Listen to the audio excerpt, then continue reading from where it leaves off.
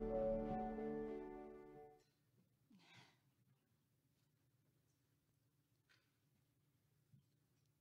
your life revolving around one thing, the thing that drives you, the thing that controls you.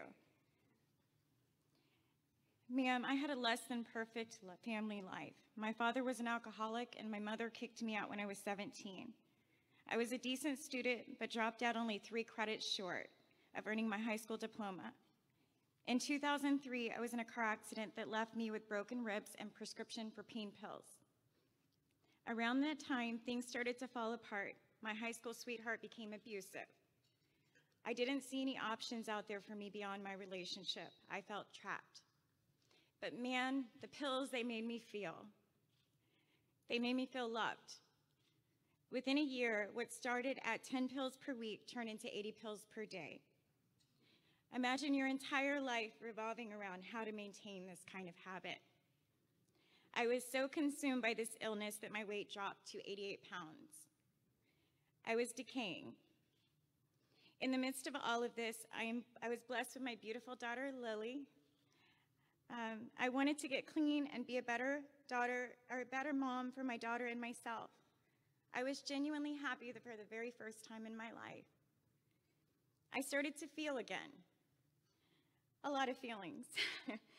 I was coming out of the numbness that consumed me for so many years. I felt alive. But then reality came crashing back down and I relapsed. I had to make the most difficult decision, and I had to send my 3-year-old daughter to live with her grandma to get clean and make a safe home for us. At some point, I heard a voice saying, "Just try." And I think it was God telling me there is a purpose and a point for me living.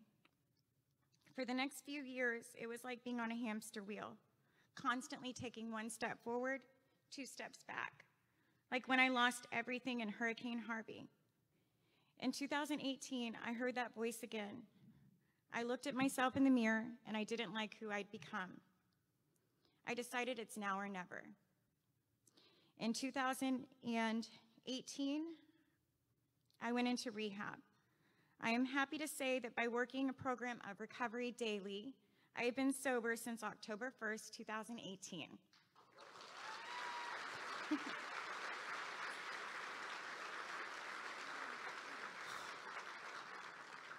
This is a lot of pressure, y'all, so I'm just gonna get through it, okay? It took a while for my brain and my body to heal. Still doing that. I essentially lost 17 years, and now my illness, and had no idea where to start. But then I found Ma'am, and in a way, I found all of you. I wasn't sure who I was, what my talents were, what to do, or what I wanted to be. Ma'am helped me figure out things and gave me a direction. They provided me structure and resources, but it was up to me to do the work. Thankfully, Ma'am had an employment program that provided the support I needed. I found a job as a caregiver at a nursing home, and Ma'am helped me pay my bills and my rent. Caregiving was never something I thought I could do, but I liked it. I stepped out of my comfort zone. I know sometimes you have to be uncomfortable to grow, like standing in front of 350 people. Sing a blur, okay. While I was working, Ma'am helped me learn skills I never knew I needed, like interviewing, performing under pressure, like now, accepting feedback, and learning how to succeed in a classroom setting again. Not finishing my education always haunted me, so I started studying to get my GED. When I figured out I was good at caregiving, Ma'am told me about their CNA and EKG classes. So I signed up for those too. It's crazy. Here I was working, going through training and trying to get my GED while taking my daughter to school and dance every day. I tasted living and I liked it. I felt like I had missed out on so much for so long, and now is my chance to make up for lost time.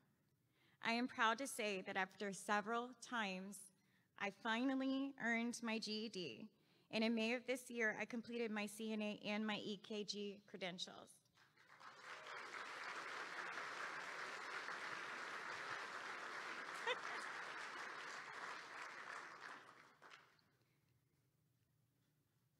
have a career now that I can be proud of. I get to be outside of myself and care for other people. Now I can independently support myself and my daughter. In the last couple of months, I was able to buy a house with my daughter in League City. Move into a house, not buy yet. We're getting there. That's like a next step. But it's been wonderful. It feels like home for the first time. It's nice to be back in the suburbs, especially being from Katy area. So it's a good feeling. Lily is now 10 and understands the struggles and reasons for the changes along our journey. Working with Ma'am in this whole process helped me get my SNAP back. I want to become an occupational therapy assistant. I want to be able to buy a home for my daughter eventually. I want her to know that she doesn't have to depend upon a man to build a life for herself. Imagining is not something that I ever had a chance to do before, but now, thanks to Ma'am, I can. I imagine myself being able to get Lily ready for homecoming and prom one day. I imagine being in the crowd as she walks across the stage and being able to be there beside her.